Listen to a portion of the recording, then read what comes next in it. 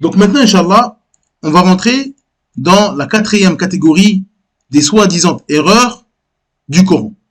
Donc on est toujours dans l'explication de l'extrait qui prétend qu'il y aurait des erreurs dans le Coran. On a vu que la personne qui a fait cette vidéo-là a prétendu qu'il y avait dans le Coran des erreurs historiques, des erreurs sur les personnes et également des erreurs scientifiques.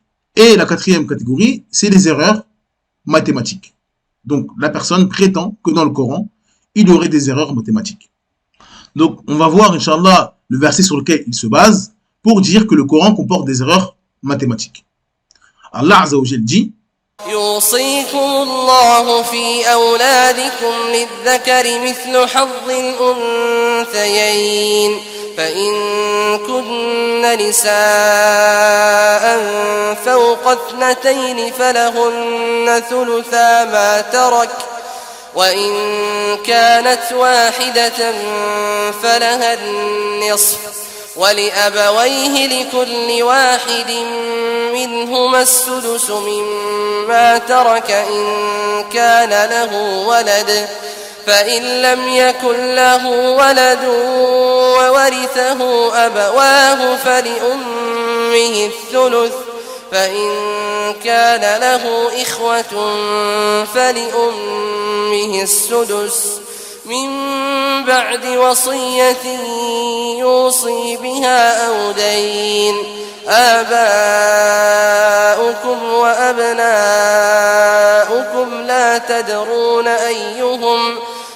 تدرون أيهم أقرب لكم نفعا فريضة من الله إن الله كان عليما حكيما ولكم نصف ما ترك أزواجكم إن لم يكن لهن ولد فإن كان لهن ولد فلكم الربع مما تركن من بعد وصية يوصين بها أو دين ولهن الربع مما تركتم إن لم يكن لكم ولد فإن كان لكم ولد فلهن الثمن مما تركتم من بعد وصية توصون بها أو دين وإن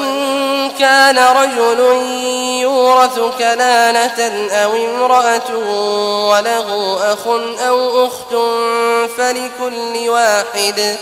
فلكل واحد منهما السدس فإن كانوا أكثر من ذلك فهم شركاء في الثلث من بعد وصية يوصى بها أو دين غير مضار وصية من الله والله عليم حليم. Dans la sourate 4, du verset 11 à 12, d'après la traduction approximative, Allah Azza wa Jal dit « Voici ce qu'Allah vous enjoint au sujet de vos enfants. Aux fils, une part équivalente à celle de 2 filles. S'il n'y a que des filles, même plus de 2, à elles alors 2 tiers de ce que le défunt laisse. Et s'il n'y en a qu'une, à elle alors la moitié. Quant au père et mère du défunt, à chacun d'eux le 6e de ce qu'il laisse s'il a un enfant. S'il n'a pas d'enfant et que ses pères et mères héritent de lui, à sa mère alors le tiers. Mais s'il a des frères, à la mère alors le 6e. Après exécution du testament qu'il aurait fait ou paiement d'une dette. De vos ascendants ou descendants, vous ne savez pas qui est plus près de vous en utilité. Ceci est un ordre obligatoire de la part d'Allah, car Allah est certes omniscient et sage. Et à vous la moitié de ce que vous laissent vos épouses, si elles n'ont pas d'enfant. Si elles ont un enfant, alors à vous le quart de ce qu'elles laissent. Après exécution du testament qu'elles auraient fait, ou paiement d'une dette. Et à elles une part de ce que vous laissez, si vous n'avez pas d'enfant. Mais si vous avez un enfant, à elle alors le 8e de ce que vous laissez, après exécution du testament que vous auriez fait, ou paiement d'une dette. Et si un homme ou une femme meurt sans héritier direct, cependant qu'il laisse un frère ou une sœur, à chacun de ceux-ci, alors un 6e. S'ils sont plus de 2, tous alors participeront au tiers, après exécution du testament ou paiement d'une dette, sans préjudice à quiconque. Telle est l'injonction d'Allah. Et Allah est omniscient et indulgent. Donc, ces 2 versets, ils nous parlent de l'héritage en islam. C'est-à-dire, qu'est-ce que le musulman doit obtenir en héritage. Une fois qu'une personne meurt, un homme ou une femme, qu'est-ce que ces héritiers vont obtenir? Donc l'héritage, c'est pas une chose que nous on décide. Il faut faire la différence entre l'héritage et le testament. Le testament, c'est vous qui écrivez ce que vous voulez donner à telle ou telle personne. Et le testament, c'est Allah Azza wa Jalla qui a choisi pour les croyants. Donc, ceux qui font partie de l'héritage, comme ceux qui sont mentionnés dans ces versets-là, on sait quelle part ils doivent avoir dans telle ou telle situation. Donc, la personne de la vidéo se base sur ce verset pour dire qu'il y a une erreur de calcul dans ce verset. Dans cette vidéo, l'auteur, il utilise une base de 24 pour simplifier les fractions des parts d'héritage. Donc, si on a un héritage, que ce soit 10 000 euros, 100 000 euros, 1 million d'euros, peu importe, on va le diviser en 24 pour simplifier les parts de l'héritage. Quand on prend les versets de la sourate Nisa, la sourate 4 du verset 11 à 12, on peut diviser la part à donner d'héritage en 24. Et donc, il transforme les parts données comme 1/8 pour la femme, ou le 2/3 pour les filles, ou 1/6 pour le père et la mère, en fractions, avec un dénominateur commun de 24. Donc ça, c'est ce qu'on a fait à l'école. Ça nous permet d'additionner facilement les parts. Donc ça fait 3 parts sur 24 pour la femme, par exemple. 16 parts sur 24 pour les filles. 4 parts sur 24 pour le père. 4 parts sur 24 pour la mère. Et ainsi de suite. Et donc, une fois qu'il a pris cette base-là de 24 et qu'il a additionné toutes les parts qui sont mentionnées dans ce verset-là, on arrive à 27. Donc on a une barre de 24. On nous dit, si le défunt a une femme, on lui donne ça. Si il a une fille, on lui donne ça. Si il a une mère, on lui donne ça. Et ainsi de suite. Et donc quand on prend le verset et qu'on additionne tout sur 24, on voit que ça fait 27 sur 24. Donc on voit que ça dépasse les 24. Et donc l'auteur de la vidéo, il souligne que cette somme est excédentaire. Il y a trop à donner par rapport à ce qu'il y a. Et donc, c'est une anomalie, c'est pas normal. Comment un livre qui se prétend être la révélation, le Coran, peut nous dire de donner telle et telle et telle chose, alors que si j'ai 100 000 euros et que je fais ce que le Coran me dit, il n'y aura pas assez.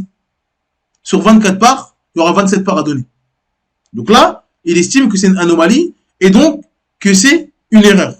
Et que c'est impossible à réconcilier avec les règles de l'héritage établies dans le verset. Donc on va répondre à cette question-là, Inch'Allah Azza wa Jal.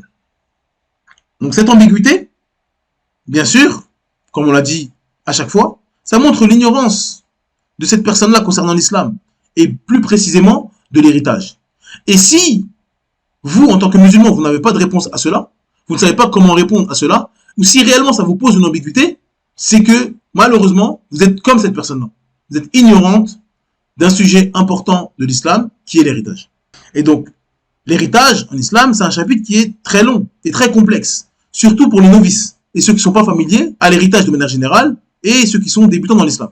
Donc, nous, d'abord, on va remercier ces gens-là, ces ennemis de l'islam. Pourquoi? Parce que ça va nous permettre, ça va nous trouver une excuse pour rentrer dans un chapitre qui est malheureusement délaissé de manière générale, mais encore plus sur les réseaux. Parce que ce n'est pas des sujets qui font des clics, ce n'est pas des sujets intéressants, malheureusement. Et malheureusement, beaucoup de gens, ils vont faire des vidéos sur l'islam en fonction des vues, en fonction des clics, et pas en fonction des besoins des musulmans, malheureusement. Alors que le prédicateur, il doit donner ce que les gens ont besoin, pas ce que les gens veulent. Les gens, on sait ce qu'ils veulent.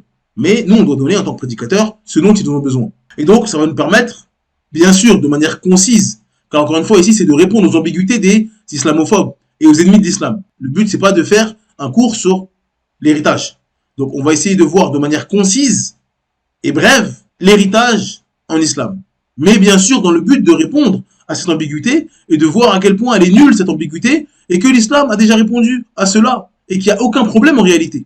C'est juste que vous êtes ignorant. Donc, il faut bien comprendre ici que le but, c'est pas de donner une explication détaillée de l'héritage et on n'a pas la prétention de dire que après les petites vidéos qu'on va donner sur l'héritage, vous allez maîtriser l'héritage de A à Z et vous n'aurez plus de problème dans l'héritage. Non.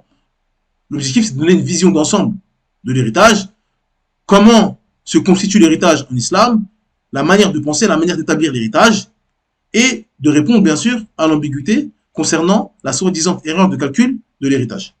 Donc, Inch'Allah Azza wa Jal, on va essayer de faire plusieurs vidéos sur des points importants de l'héritage pour que ça soit clair. Et pour pas que ça se perde dans une seule et même vidéo qui est trop longue, que les gens, malheureusement, vont peut-être pas regarder en entier, ou alors ceux qui vont regarder en entier, s'ils veulent revenir à la vidéo, elle sera trop longue et ils vont pas réussir à trouver le point précis qu'ils désirent. Donc, le mieux, c'est de traiter un point important en lien avec l'héritage pour une seule vidéo. Comme ça fait pas une vidéo trop longue Et vous avez le titre de la vidéo concernant un point important de l'héritage. Comme ça, vous pouvez revenir à ce point-là, si vous en avez envie, bien sûr.